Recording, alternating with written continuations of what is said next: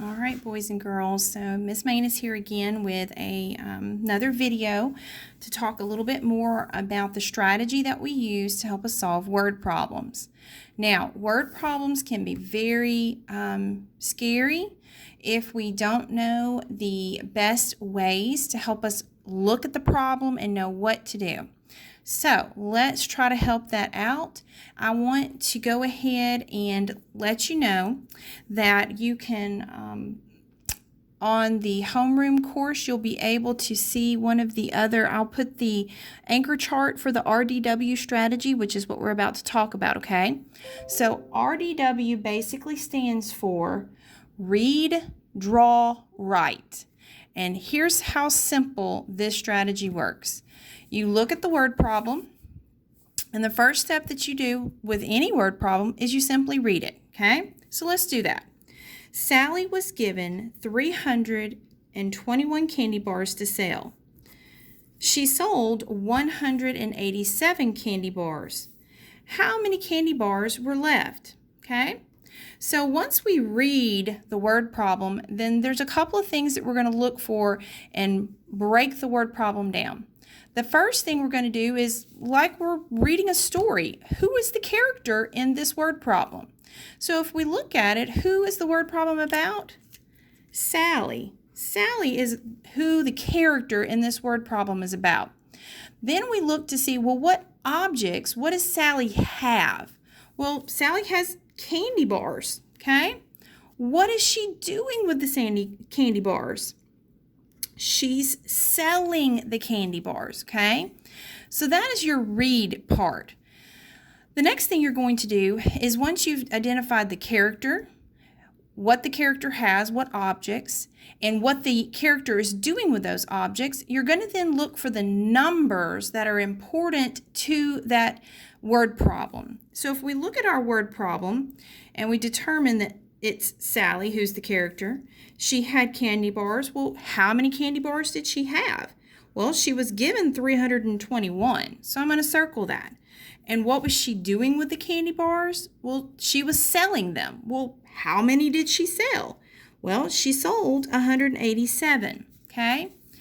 Now that we've got the character, we know what the character had, we know what the character did with those objects, okay? What the objects were, what they did with them. We know how many objects they had, what they did with the objects, and how many they did with what of those objects. We're now going to look and see, what is the question now? What does the word problem want us to do with all this information? That's where we underline the question. So the question is, how many candy bars were left? So I'm going to look in that question, and then after I've underlined it, to determine, so what operation do I need to use with these numbers?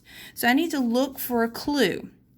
Well, if I go back and read it again, how many candy bars were left? There is my key, okay? How many were left? I know the word left, and if I think about it,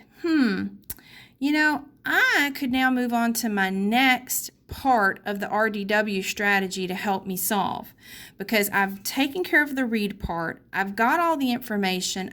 I think I have a good idea what I need to do with the numbers and everything. Let's move to the D part, which is draw. Okay, now there are several ways that you can draw out this word problem. You could draw a picture. You could draw a picture of Sally. Okay, there's Sally. Okay, there's Sally. There's Sally with her candy bars. That's Sally going door to door selling her candy bars. Okay, you could do that, because that's going to help you kind of understand that she started with this amount and she got rid of this amount.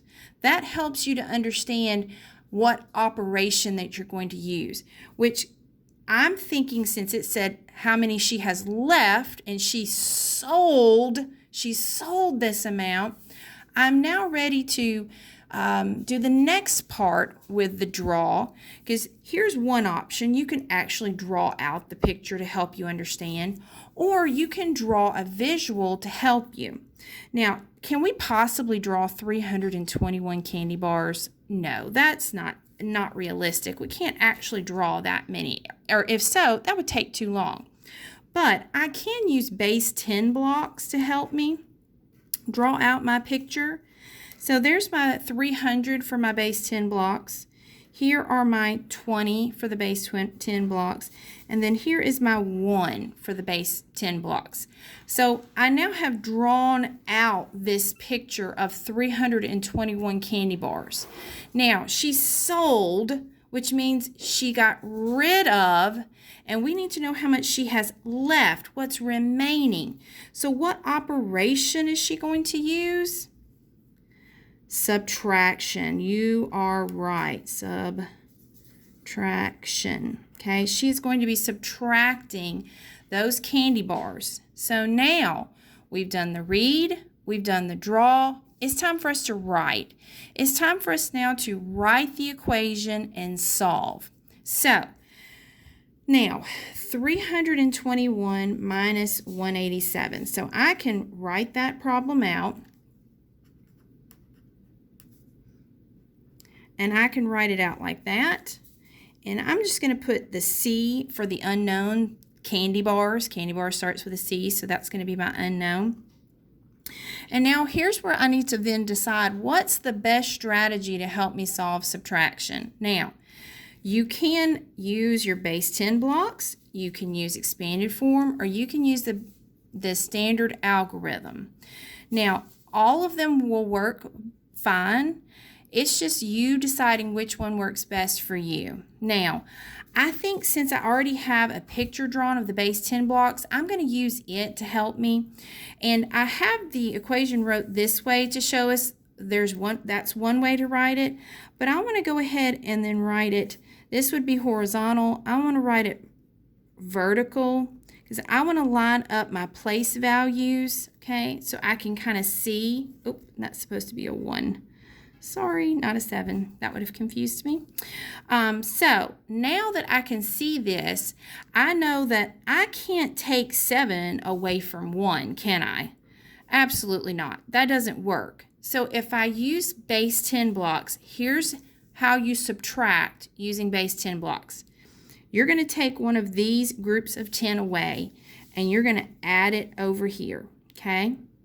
So we're just going to go ahead and add 10 over here to this side. So that's 1, 2, 3, 4, 5, 6, 7, 8. We'll put 9, 10. Okay.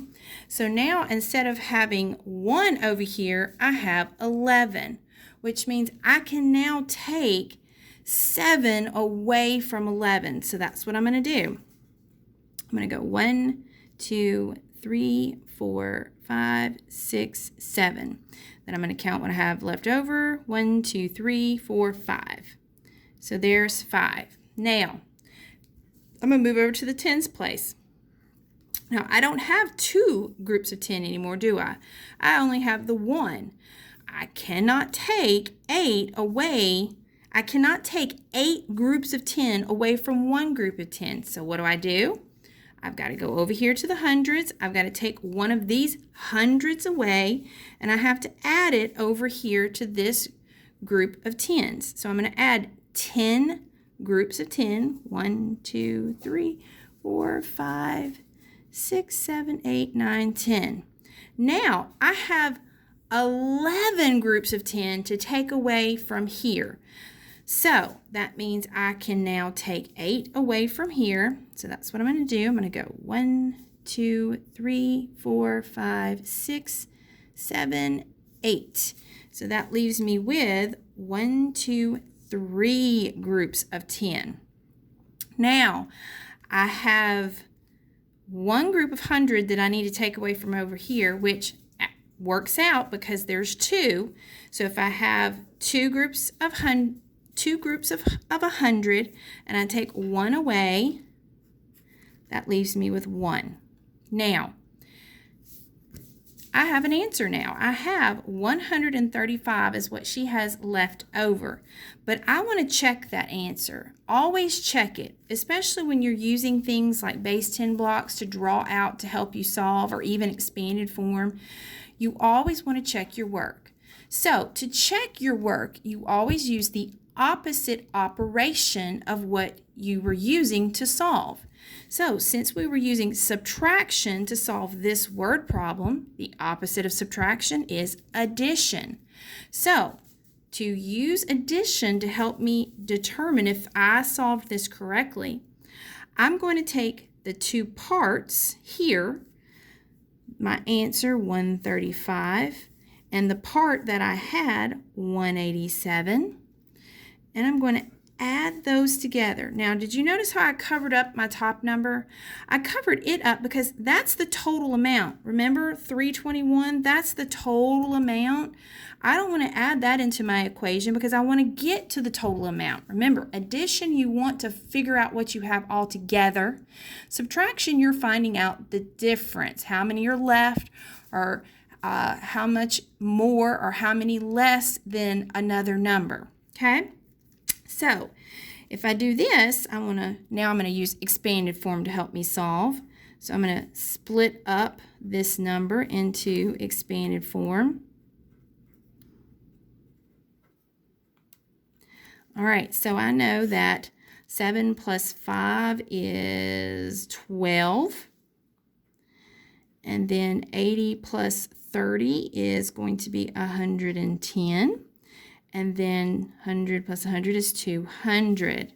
So, kind of running out of room there, guys. I'm so sorry. All right, so if I add all of those together, and if you have to, normally you've got to break this into, get a piece of paper here. I'm going to write that out over here. You've got 200 plus 110 plus 12. Okay, but we need to still take and split this all up by place value. So we've got 200, and then I'm going to split up 110 or break it apart into place value. So it would be 100 and then 110. I'm going to do the same thing with 12. It would be 10 and then 2. So now I can go through and say 200 plus 100 is 300. Then 10 plus 10 is 20, and then 2, right? Did I do that right? 7, 8, 9, 10, 11, 12, 5. Yeah, taking one away, that was 11.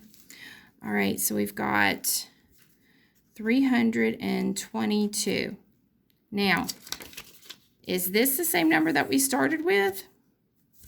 Is 322 the same as 321? It is not. So this way, I know I need to go back and check my work and see where I went wrong, okay? So I had, let's see, we had 1, 2, 3, 4, 5, 6, 7, 8, 9, 10, 11, 12. Oh, there we go. There's the mistake I made. I'm supposed to have 11 over here, not 12. So this actually should be a 6.